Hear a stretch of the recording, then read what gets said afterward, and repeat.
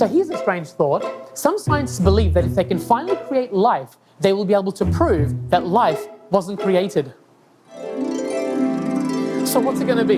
Evolution or creation? Did you know that either of them take a lot of faith?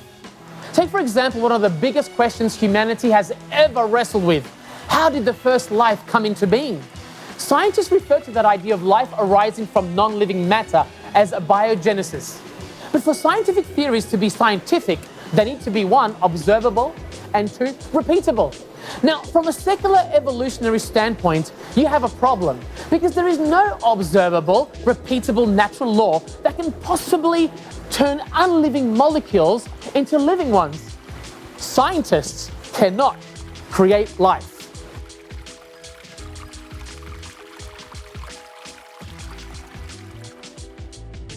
So there are a bunch of ideas that evolutionists have about how life started.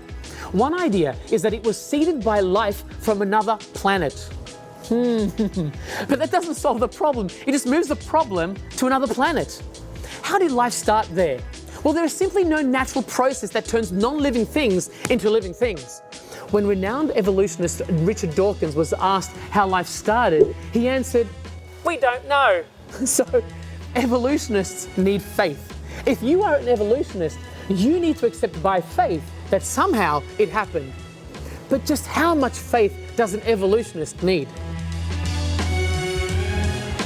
Life is made up of proteins, and proteins are made of amino acids. Let me explain something. The simplest cell requires about 400 proteins, and the chance of even a small protein coming together by chance, even assuming that all the right amino acids are present, is 1 in 10 to the power of 95. Y'all, that is a number of 1 with 95 zeros after it. But the problem only increases when you consider that for a single cell to live, it needs more than just proteins. It needs things like a membrane, DNA, and some way to read that DNA.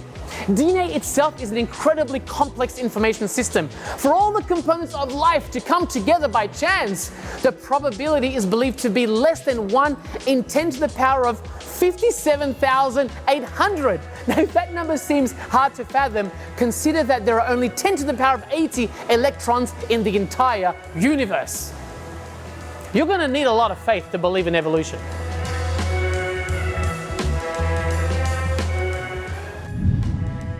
You know, the Bible says an eternal, all-powerful, and loving, intelligent God created you and me. Do you not know? Have you not heard? The Lord is the everlasting God, the creator of the ends of the earth. He will not grow tired or weary, and his understanding no one can fathom. Isaiah 40 verse 28. I don't know about you guys, but that makes a lot more sense to me.